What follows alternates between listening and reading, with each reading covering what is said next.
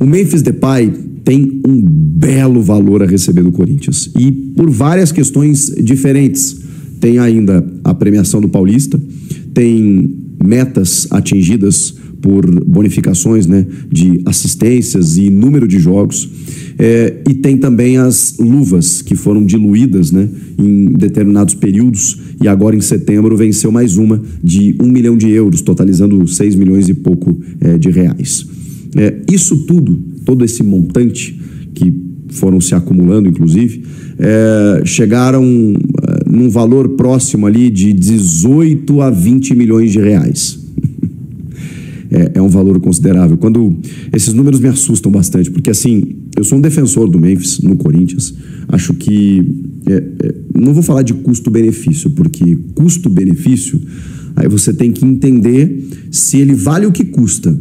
E como ele custa muito, eu entendo que essa questão é relativa, é subjetiva. Agora, eu sou um cara que defende a importância dele para o time, falando tecnicamente, né? Não tem como a gente separar o que ele custa, mas se eu fosse retirar o que ele custa, eu diria para vocês que não tem nem discussão. O Memphis é super importante, é titular absoluto, é o cara do título paulista, é o cara da arrancada no Brasileiro do ano passado, o cara que levou o clube para a Libertadores esse ano, o cara que deu calendário para o Corinthians esse ano. O Corinthians está na semifinal de Copa do Brasil esse ano porque chegou na Libertadores, e só chegou na Libertadores muito por conta do Memphis. O Yuri foi o artilheiro, o Garro foi o melhor meia do Brasil, mas vocês lembram o que aconteceu com o time depois da entrada dele. Então eu acho que ele foi assim, né? E aí tem coisas incalculáveis, né? Qual seria o custo de um Corinthians rebaixado, por exemplo?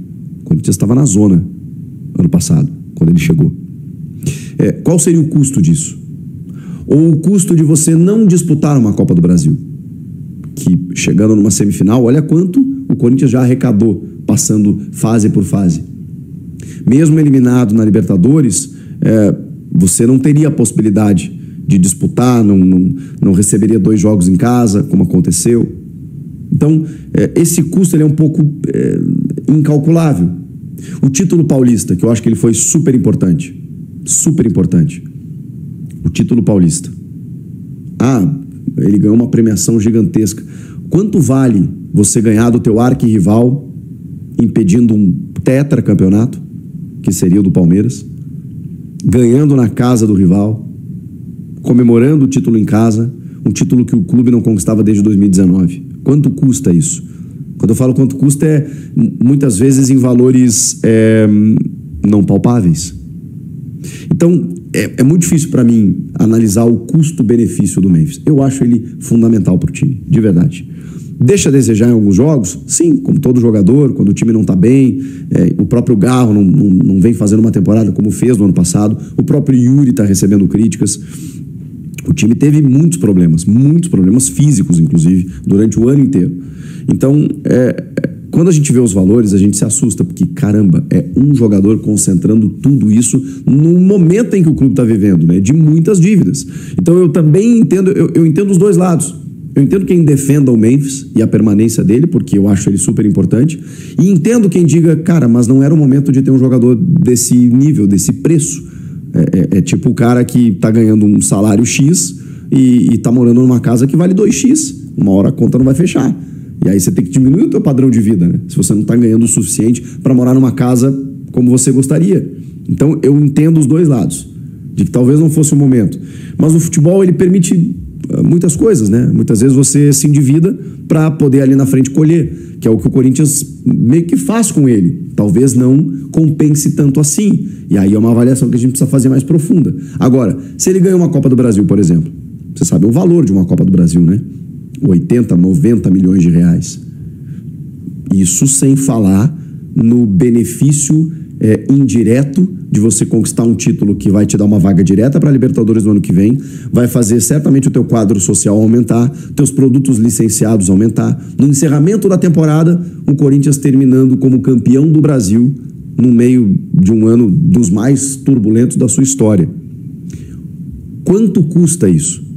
Caso ele, né, seja um cara importante, inclusive, para o título. Entende? Eu acho que uma coisa acaba compensando a outra. Enfim, Essa é uma questão e uma discussão que a gente já teve aqui.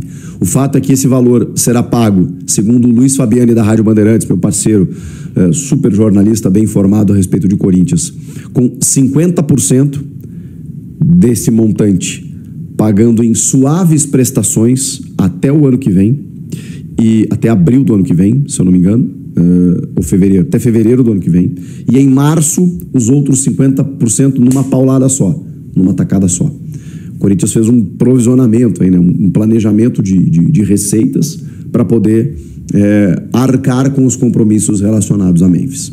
Faz parte. Você tem um jogador desse nível, você precisa arcar com esses custos, senão a dívida ali na frente pode ser ainda maior.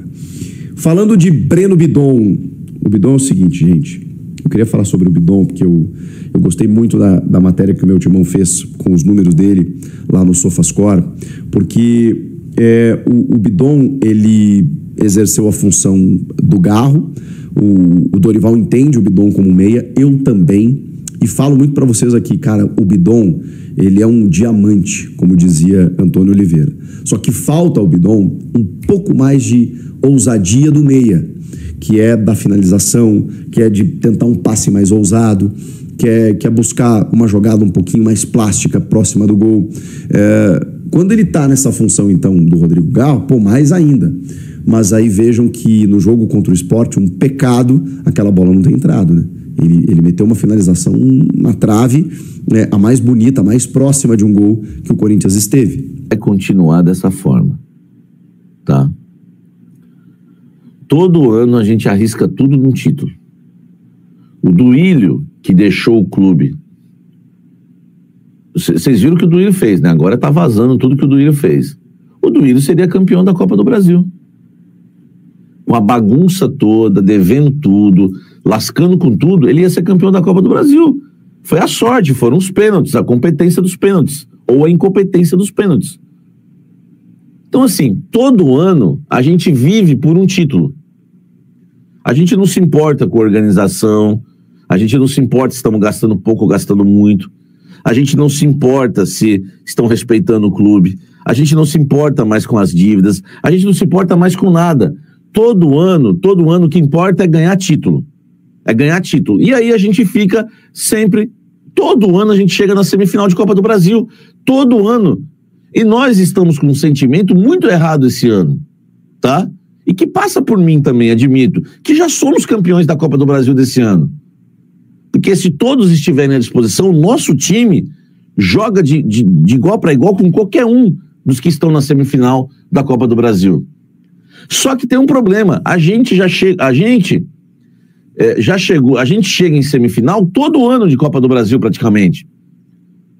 E aí se ganha a Copa do Brasil, beleza. Se não ganhar a Copa do Brasil, os Nutelinhas que estão defendendo os jogadores que vão pra balada, e não é só essas imagens. Eu tenho outras que eu não divulgo, guardo aqui só por proteção. Porque, repito, até as moças me mandam as imagens, filmagens, fotos, e eu não estou aqui para ficar controlando a vida de ninguém, eu não trabalho para isso. Mas vamos ter um pouquinho de bom senso. Já que divulgaram, eu estou repercutindo. Guardo o que eu tenho aqui, mas sei de uma coisa, há um exagero, falta bom senso. Esse é o problema. Ninguém está aqui impedindo, né, um jogador de ir para um restaurante, ou até de ir para uma balada se o cara é solteiro. Ninguém está falando nada disso, o cara pode ir para onde ele quiser. Mas não pode ir quando quiser. Entendeu? Quando quiser ele não pode, ele tem que ter um pouco de bom senso e saber que depois que você perdeu pro lanterna do campeonato, se arrastando em campo, ou se você vive no departamento médico, você tem que dar uma segurada. Porque pega mal pra caramba. Entendeu? Pega mal pra caramba. Pô, eu vivo no DM, mas eu tô na balada, pega mal. Entendeu? Pega mal. Tá? E aí vem a questão da cobrança. Enquanto o CT continuar sem comando, vai ser isso. Porque todo mundo virou amigo, todo mundo tá fechado, nós não contratamos ninguém porque você tem que agradar jogador, Gente, tá fechado aqui, hein? Não vai chegar ninguém, fiquem tranquilos. Não vai vir sombra pra você, não vai ter sombra pra você, não vai ter sombra pra você. Fiquem tranquilos. O elenco tá fechado, esse elenco é bom, olha onde nós chegamos. E hoje nós estamos vendo aí. O Garro não pode jogar, não tem um substituto. No ataque não tem um substituto. Na lateral direita não tem um substituto. E assim vai. E assim vai. Então, é o que o Dom Rovigo estava dizendo. Falta discernimento cognitivo para eles. É só bom senso. Ninguém está pedindo para os caras pararem de irem para as festas. Só bom senso. Você não vai para uma festa depois de perder para o Lanterna no campeonato. E você não vai para uma festa se você vive no DM. Entendeu? Não é? Então é uma situação assim, beleza, quem quiser defender esse tipo de jogador, não tem problema nenhum, tá? Para mim, muitas vezes falta profissionalismo, entendeu? Que é o que o Mário Borges está dizendo aqui, ó. Falta profissionalismo, Samir. Bando de mimados, baladeiros, com a conivência da comissão técnica, Fabinho e diretoria e alguns torcedores, tá? Fabinho não serve para ser gerente de futebol, enfim, tem coisa boa vindo por aí, exatamente, assim vai, a culpa é do Dorival Júnior, sem elenco, torcida sem noção, e o Dorival tem sua culpa também, porque o Dorival não tem um pulso firme, né? Ele não tem um pulso firme. Gente, deixa o like aí pra ajudar, velho. Vocês deixaram o like, a gente bate 2.000 simultâneos aí, né, nesse programa de hoje. Eu ia agradecer demais vocês aí, tá bom? Era demissão por justa causa, hein? Eu acho que eu já expliquei, Vitor, entendeu? Acho que eu já expliquei 1000 vezes que o cara pode ir para quando ele quiser, para onde ele quiser, mas não quando ele quiser. Tem que ter um bom senso, tem que saber a hora, entendeu? Tem que saber a hora. Eu usaria alguns jogadores da base, hein? O jogador precisa se cuidar para ter melhor desempenho em campo. E os caras estão em recuperação ainda, né? Estão em recuperação. Sabe, digo e repito, Soldado não mandava nada no Flamengo. E o futebol brasileiro precisa mudar. Contratos de jogadores devem ser por produtividade, o Thiago. Hein? Samir, conta a história aí do jogador que você perguntou e ele disse que nunca foi pra noite. Não virou um meme, né? Foi uma pergunta, o Paulinho, né, que era do Flamengo, o Santos contratou o atacante Paulinho, que era do Flamengo, na apresentação dele, eu perguntei do bonde da Estela. Falei, Paulinho, fora de campo, né, você tá exagerando aí nas noitadas, tal, não sei o quê. Você pretende mudar ou você não concorda com isso? Porque às vezes ele não concorda, eu dei a palavra para ele. Aí ele falou assim, não vou pra noite não, pode ver as fotos aí que vazaram, é tudo de dia. Mas ele não falou isso para dar uma invertida em mim, ele foi sincero.